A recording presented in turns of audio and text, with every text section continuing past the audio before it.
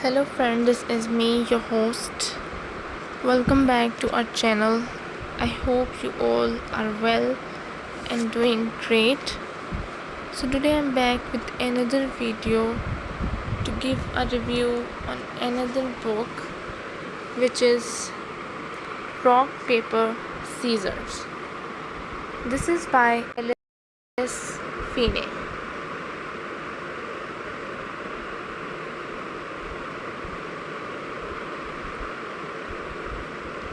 I spend a lot of time trying not to offend people, producers, executives, actors, agents, authors. Throw face blindness into that mix. And I think it's fair to say I am Olympian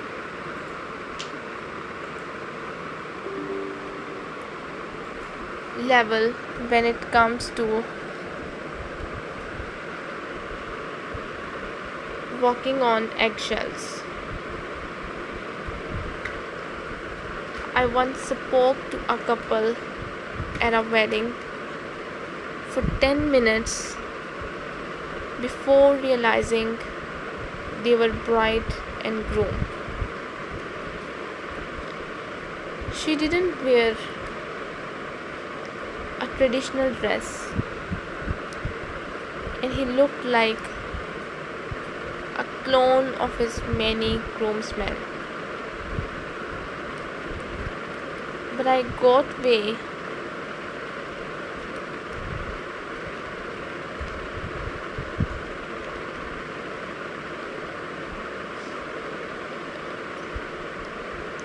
with it because charming people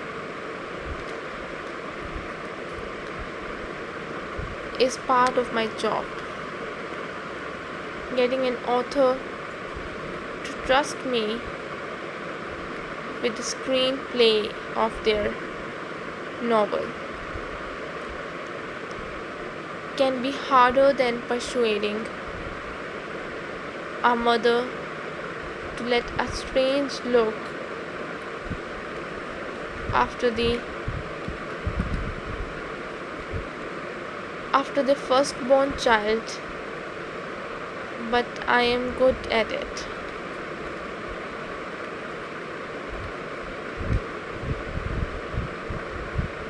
Sadly charming, my wife seems to be something I have forgotten to do. I never tell people about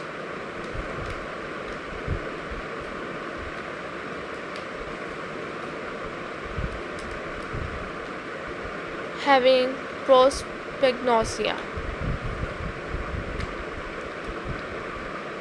Firstly, I don't want that to define me.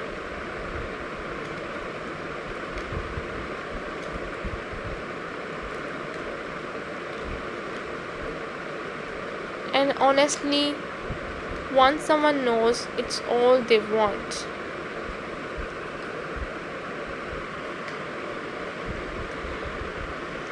To talk about. I don't need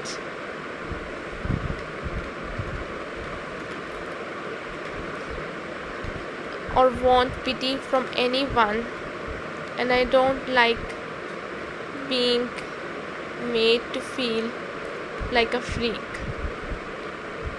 What people don't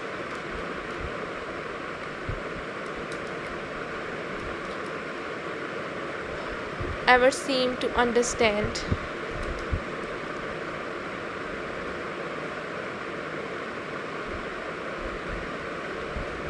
is that for me it's normal not to be able to recognize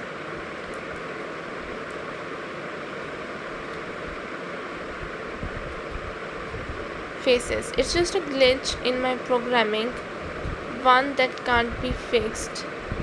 I am saying I am okay with the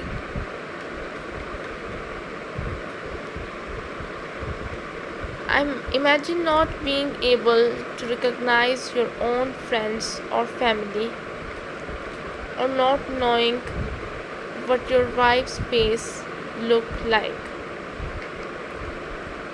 I hate meeting Amelia in restaurant in case I sit down at the wrong table.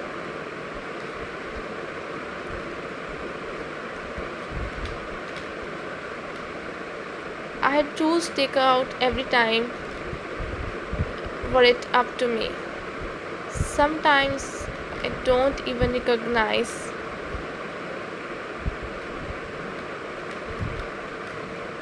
my own face when I look in the mirror.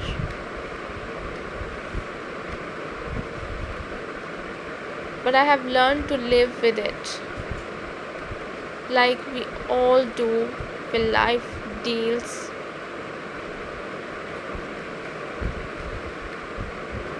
us less than a perfect hand. I think I have learned to live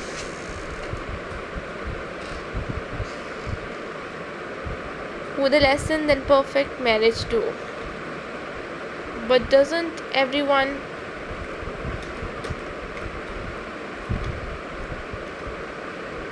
I'm not being defeatist,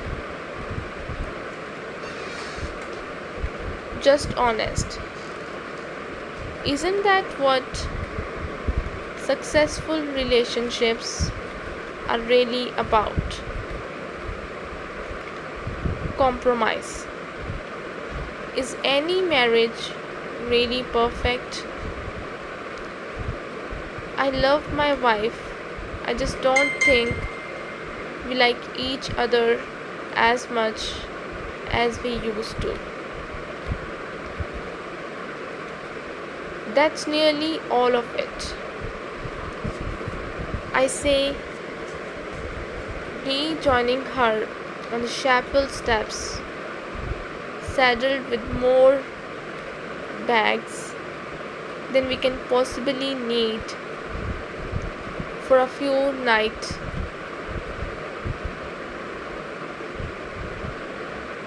away. She glares at my shoulder as if it has offended her.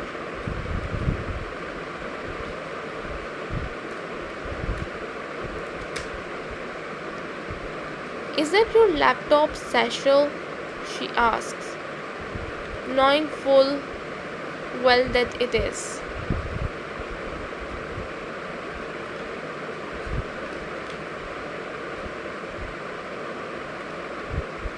I'm hardly a rookie, so I can't explain or excuse my mistake.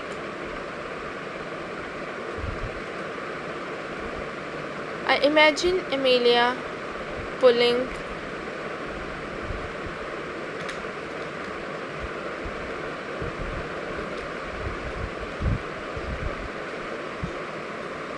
a go to jail card face. That is not a good start. I will not be allowed to ride this weekend or pass go. If our marriage were a game of Monopoly, my wife would charge me double every time.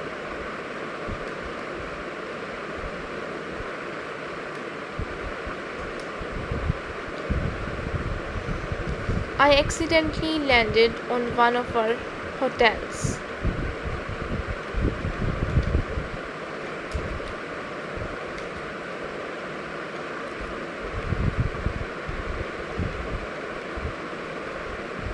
You promised no work, she says in the disappointment, whiny tone that has become so familiar. My work paid for hours, and our holidays. She didn't complain about that.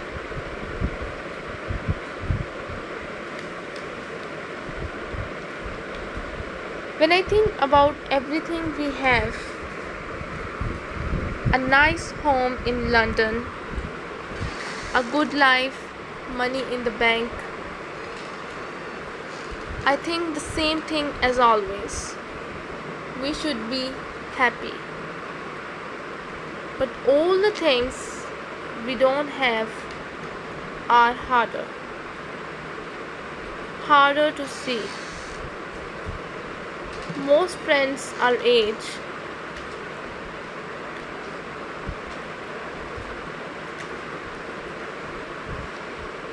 most friends our age have elderly parents or young children to worry about.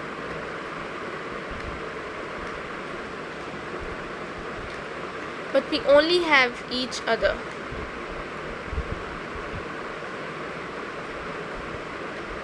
No parents, no siblings, no children, just us.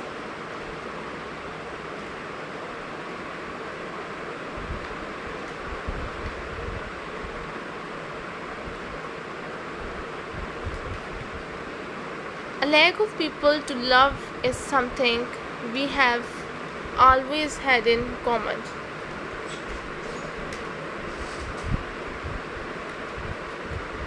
My father left when I was too young to remember.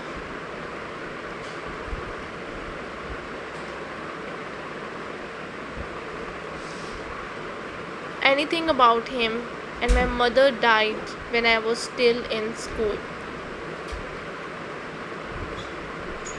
My wife's childhood was no less Oliver Twist.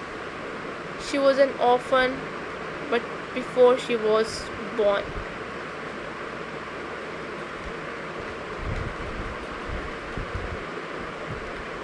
Bob saves us from ourselves by growling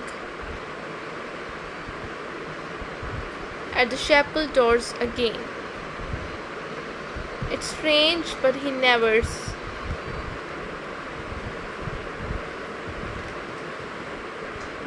does that. But I'm grateful for the distraction. It's hard to believe he used to be a tiny puppy, abandoned in a shoebox and dumped in a skip.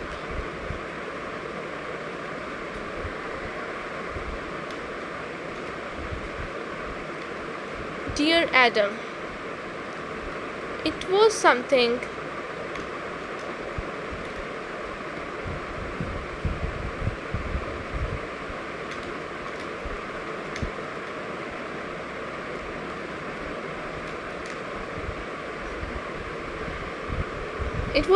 at first sight when we met. I wasn't sure what, but I know you felt it too.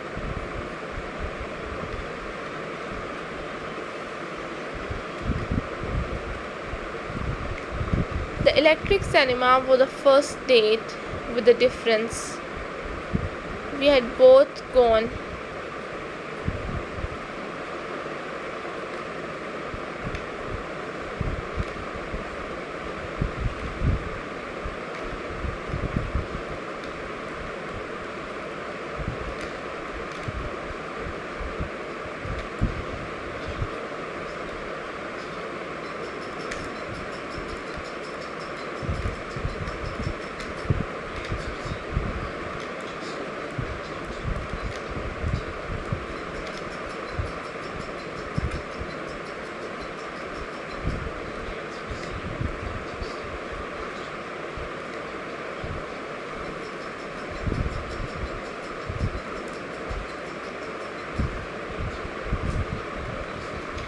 gone to see a film alone, but I sat in your seat by mistake. We got talking and left together after the movie. Everyone thought we were crazy and the whirlwind romance wouldn't last. But I have always got great satisfaction from proving people wrong. as have you. It's one of many things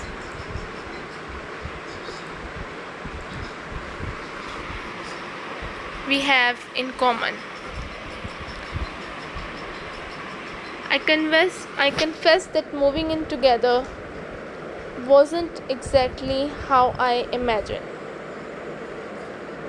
It's harder to hide the darker side, real you, from someone you live with, and you did a better job of concealing all the clutter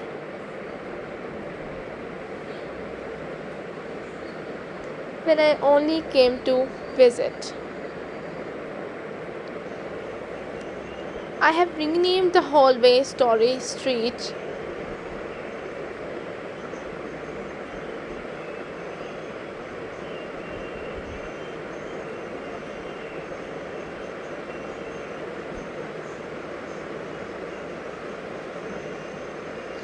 Story Street because it is lined with so many teetering piles of manuscripts and books. We have to sidestep to pass through it. I knew that reading and writing were a big part of your life, but we might need to find something bigger.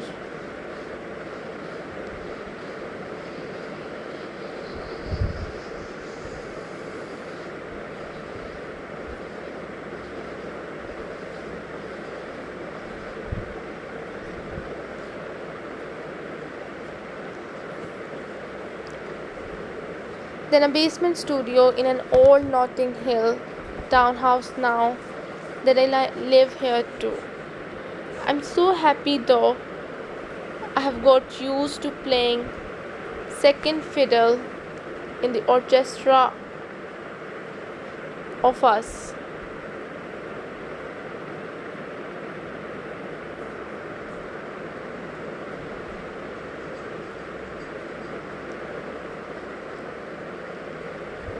And I accept that there will no there will always be three of us in this relationship.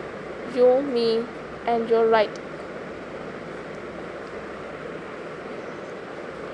It was the cause of our first big argument. Do you remember? I suppose I should have known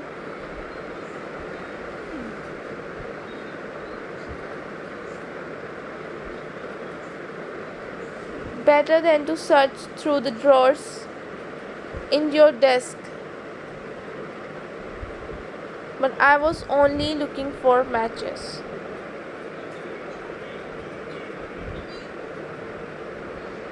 That's when I found the manuscript for Rock, Paper, Scissors, with your name neatly typed in Times New Roman on the front page. I had the flat to myself and a decent bottle of wine. So I read the whole thing that night. From the look on your face when you came home, anyone would have thought I would read your diary. But I think I understand now.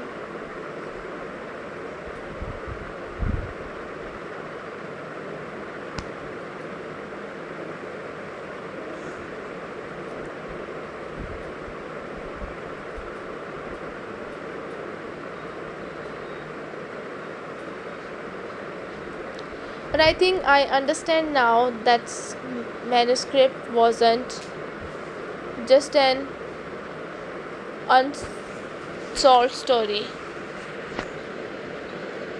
It was like an abandoned child. Rock, paper, scissors was your first ever screenplay, but it's never made it to screen.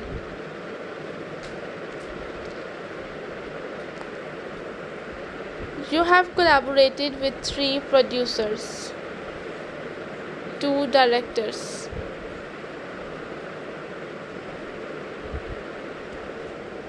and 1 A-list actor.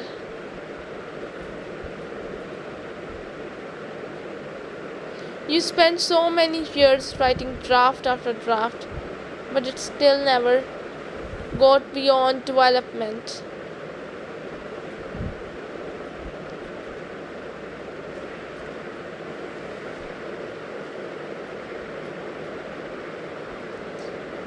It must be upsetting that your favorite story has been forgotten about, left to die in a desk drawer. But I'm sure it won't stay that way forever. I have become your official first reader. Since then, a role I am very proud of.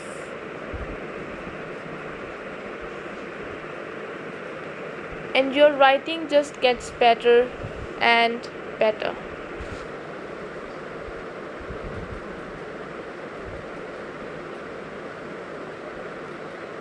I know you would rather see your own tales turned into films.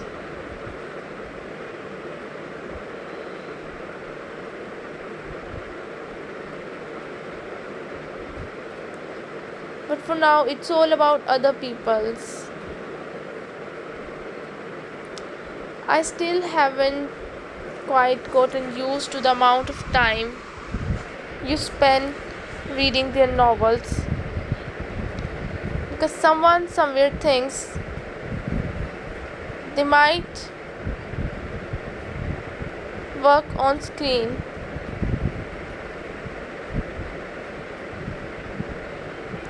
But I have watched you disappear inside a book like a rabbit inside a magician's hat, and I have learned to accept that sometimes you don't resurface for days.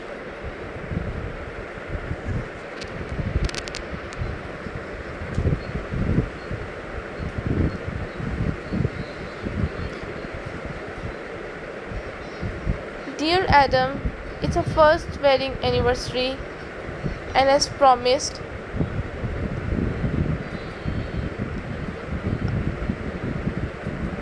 I am writing my annual secret letter to you, just like the characters in your favorite screenplay.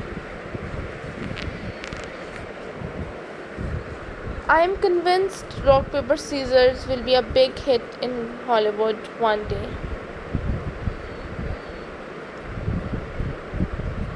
And even if I never let you read the letters I write, I still love the idea of being able to look back at the true story of you and me when we are older.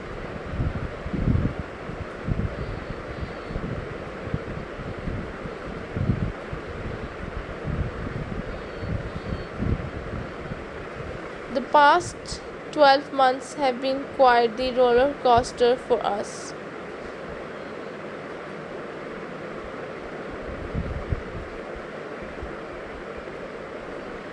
Getting married on a leap day was my idea.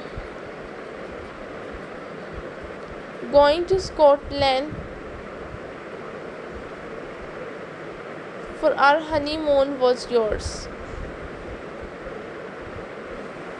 If there is a more beautiful corner of the world, I have yet to find it.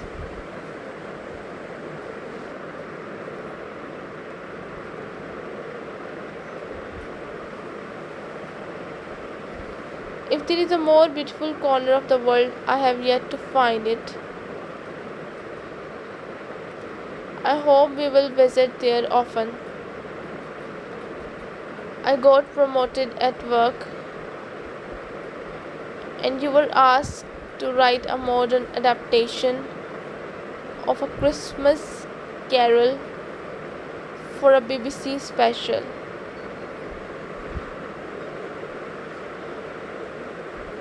I know it isn't what you really want to be doing, but the commission was a relief. After two failed pilots, your writing work was drying up. You kept saying that it happens to everyone, but it's obvious you never thought it would happen to you.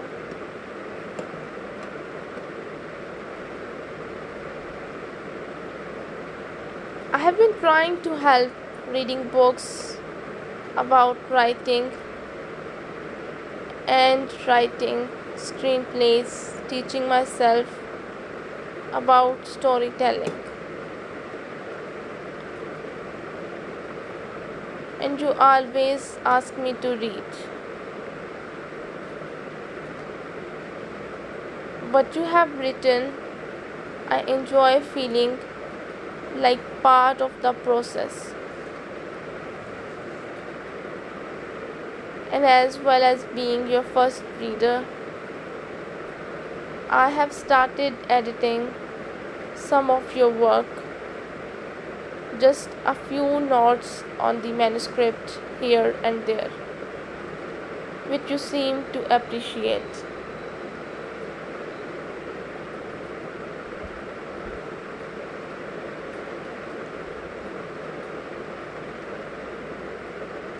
I just wish there was something more I could do to help. I believe in you and your stories.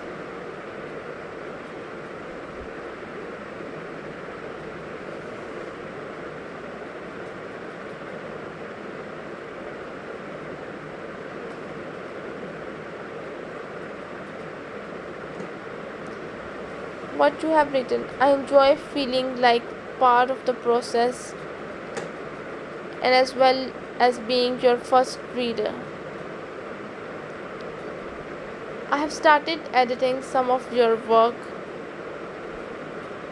just a few notes on the manuscript.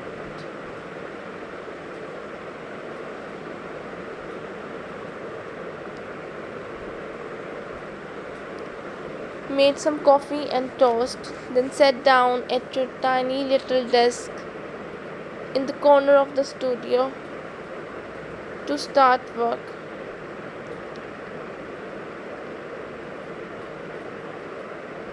Your job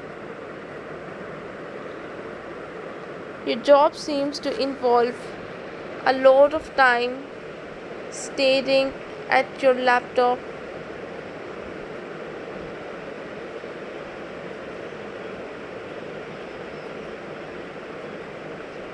You like to start early, but that doesn't always prevent you from still writing late at night.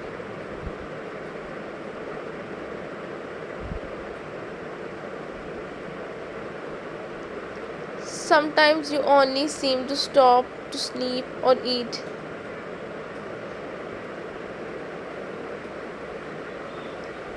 But I don't mind. I have learned that you have a low threshold for boredom and that work is your favorite cure.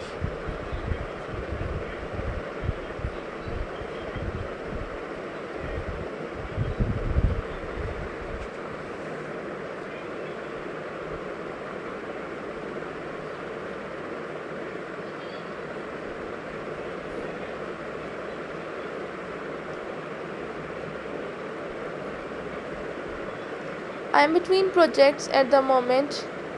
I can't seem to get excited about anything my agent sends my way.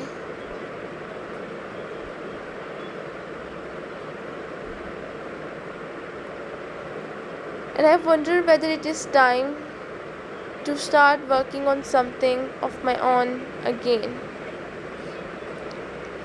I have been meaning to do that for a while, but I guess I had the confidence kicked out of me.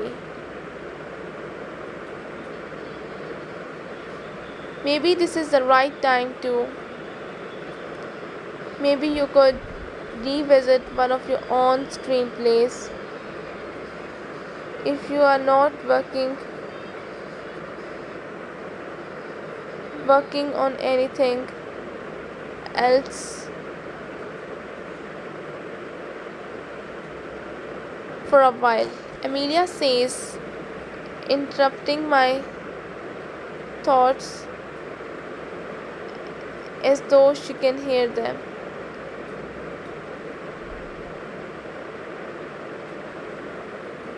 I hate that she can always read my mind. How do women do that?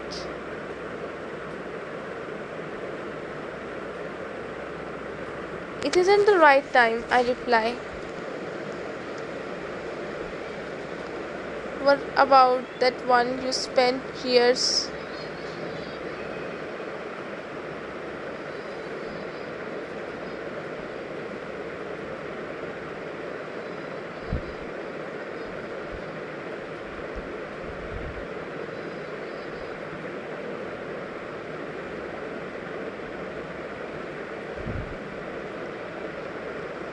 She can't even remember the name of my favorite screenplay.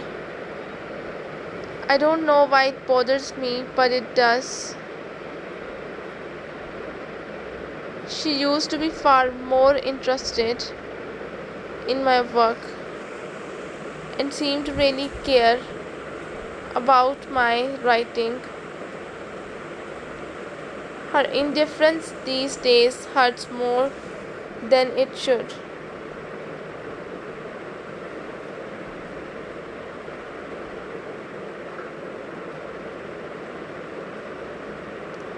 My agent said was a new 8-part thriller and might be up for another novel adaptation,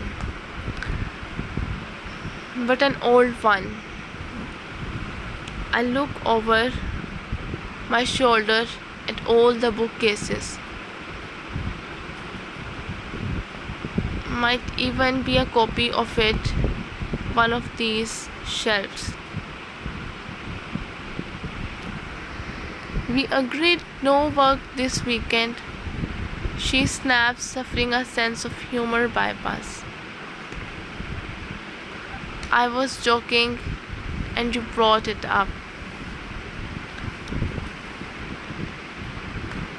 Only because I could hear you thinking about it and you were pulling that vacant face you pull when you are not really here. Even when you are sitting by my side.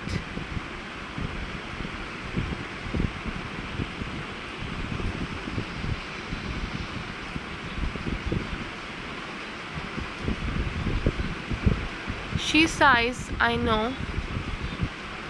I showed it to Henry Winter the first time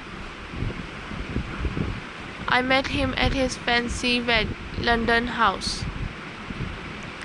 I remember the story. She sounds bored and miserable, and it makes me feel the same. I have heard all of her stories before too, and none of them are particularly thrilling.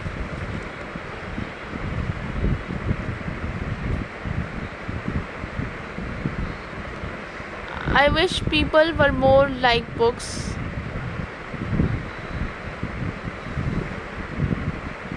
If you realize halfway through a novel that you aren't enjoying it anymore, you can just stop and find something new to read. Same with films and TV dramas. There is no judgment, no guilt. Nobody even needs to know unless you choose to tell them. But with people, you tend to have to see it through to the end. And sadly, not everyone gets to live happily ever after. The snow has turned to sleet.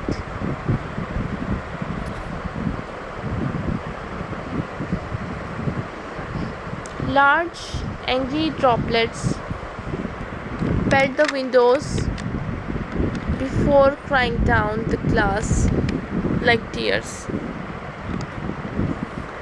Sometimes I want to cry, but I can't because that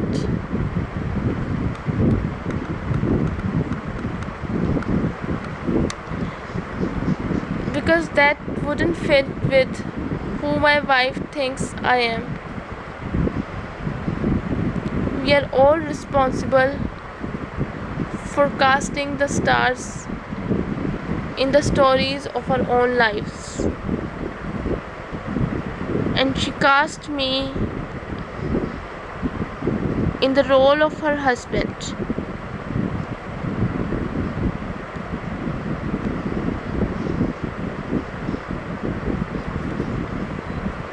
Our marriage was an open audition.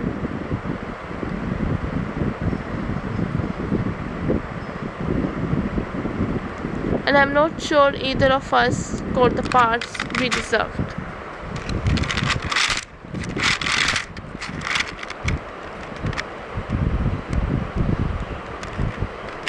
Adam, I stand on the landing, holding candle and calling his name, but he doesn't answer.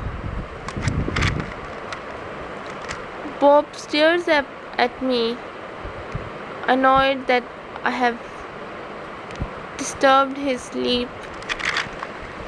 Then he looks at the door with the danger keep out sign and sighs. Sometimes I think a dog is clever than we know.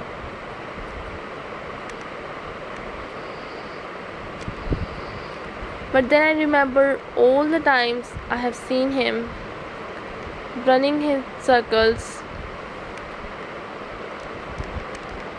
chasing his own tail, and realize he's just as bemused.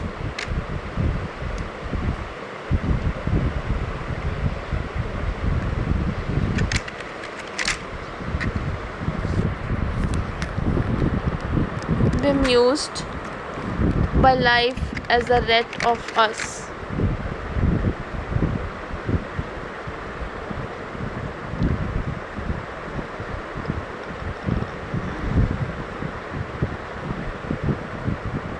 I have never been great at sticking to rules, so I ignored the sign and opened the door. It reveals a narrow,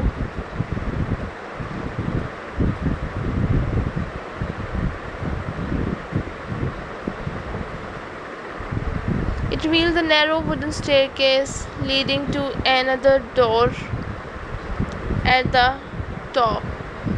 I take a few steps, then almost drop the candle when I walk into a spider's web.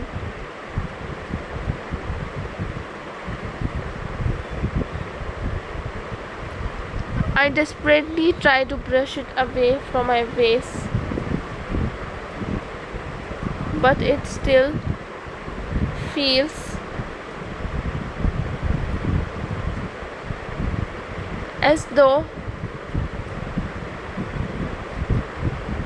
something is crawling across my skin in the dark. Adam, are you up there?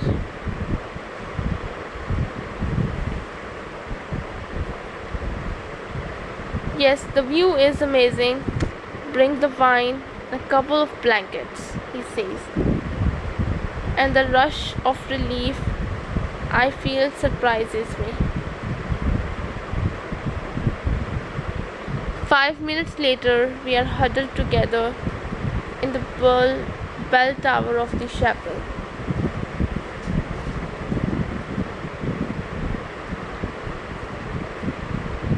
And he's right, the view really is quite magical.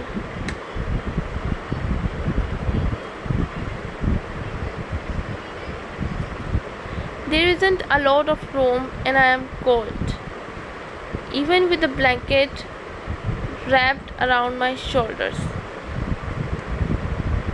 But the wine is helping, and when Adam sees me shiver, he puts his arms around me.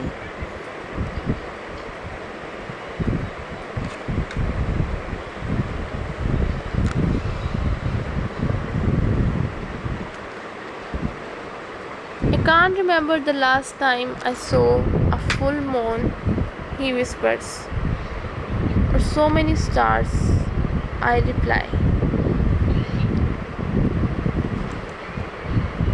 The sky is so clear, no light pollution. Can you see that brightest star just to the left of the moon? He asks, pointing up at the sky. I nod and watch as he moves his fingers as though writing the letter W.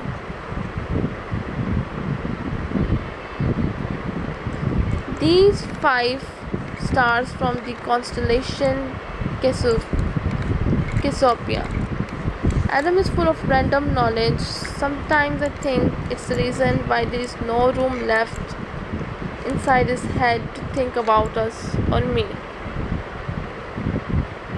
Which one is Cassiopeia again? Cassiopeia was a queen in Greek mythology whose vanity and arrogance led to her downfall.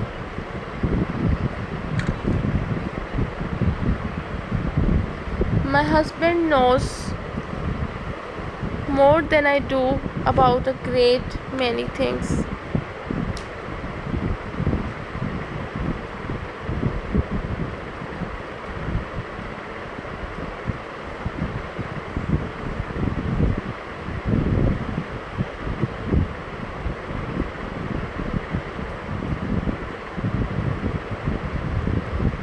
He's a well-read and a bit of peacock when it comes to general knowledge. But if there were an IQ test for emotional intelligence,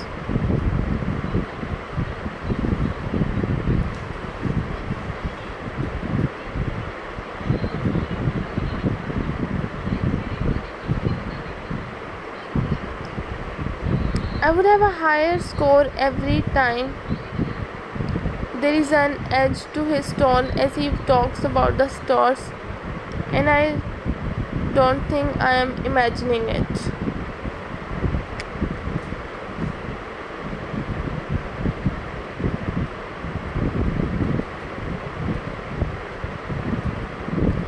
Wake up, I say it 3 times, gently shaking him before Adam opens his eyes. He stares at me, the woman. She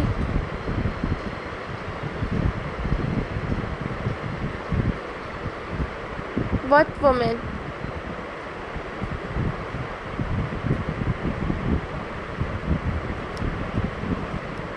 The woman in the red.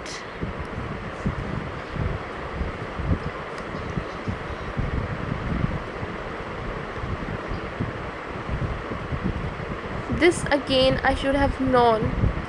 The woman in the red kimono. She isn't real. Adam, remember, it was just a dream.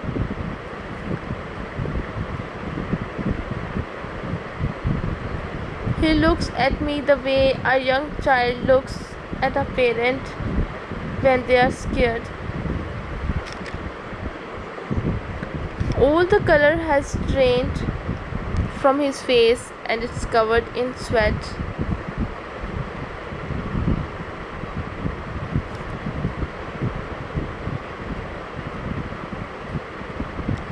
"You're okay," I say, taking his clammy hand in mine. "There is no woman in a red kimono. You are here with me. You are safe. Lies can heal as well as hurt.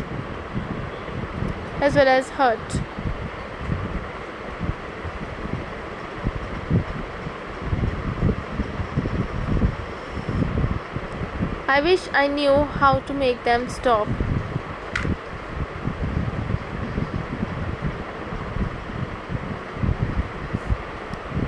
I consider stroking the freckles on his shoulder or running my fingers through his salt and pepper hair like I used to.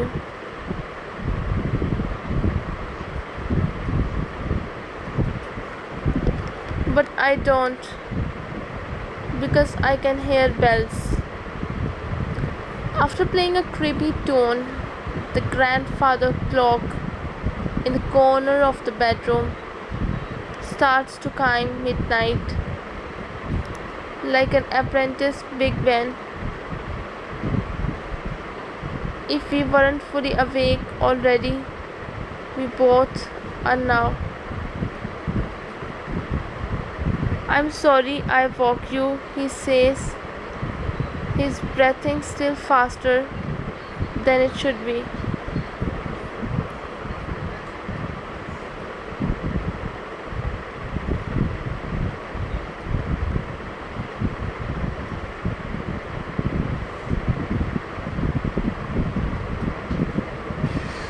"It's okay if you hadn't," the clock almost certainly would have, I tell him. Then I do what I always do. Take out my pad and a pencil and write it all down as soon as possible afterwards, because it isn't just a dream or a nightmare. It's a memory. He shakes his head. "We don't have to do this tonight." I take a silent register of his emotions, ticking off the familiar pattern one by one. Fear, regret, sorrow and guilt. It is the same every time.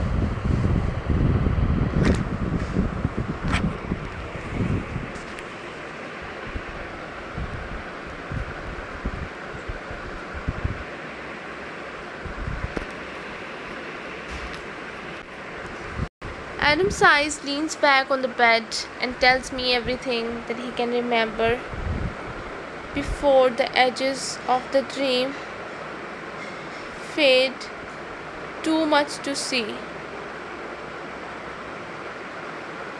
The nightmares always begin the same way, with a woman in the red kimono. Despite the attire, she's not Japanese. Adam finds it hard to describe her face. He struggles with features in dreams the same way he does in real life. But we know that she is a British woman in her early 40s, around the same age I am now, and replace them with better ones of us. These days I'm not so sure. Adam sighs, leans back on the bed, and tells me everything that he can remember before the edges of the dream fit too much to ease. The nightmares always begin the same way, with the woman in the red kimono. Despite the attire, she's not Japanese. Adam finds it hard to describe her face. He struggles with features in dreams the same way he does in real life. But we know that she is a British woman in her early 40s, around the same age I am now. Adam does often remember peculiar details, a photographic memory of sorts for unimportant things.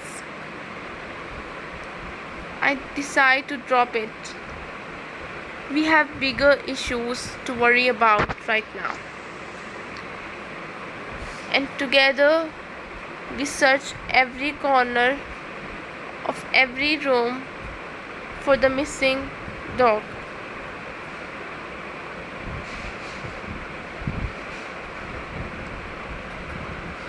I don't understand it. The doors are still locked. He can't have got out, Adam says.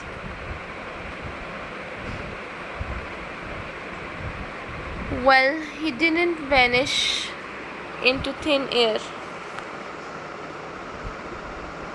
I reply, pouring some kibble into Bob's food bowl and calling his name. The invitation is met with a silence that sounds even more ominous than before. I don't know. Adam does often remember peculiar details, a photographic memory of sorts. Don't know what to do.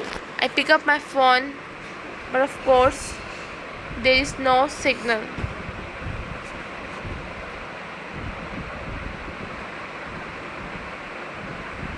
And who would I call even if there were? We would search outside, Adam says, and we hurry to the booth room.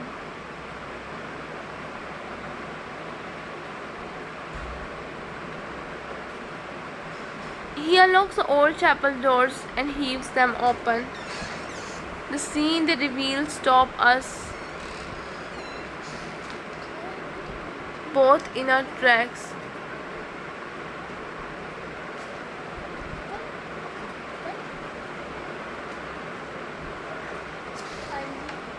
Everything is covered in a thick blanket of white, and I can barely make out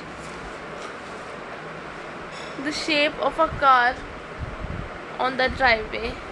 If Bob really is out there somewhere in snow this deep, he won't last long.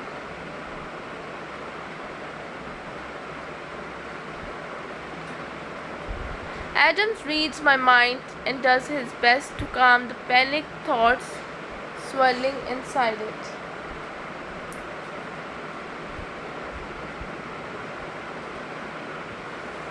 You saw me open the doors. They were definitely locked. The snow is taller.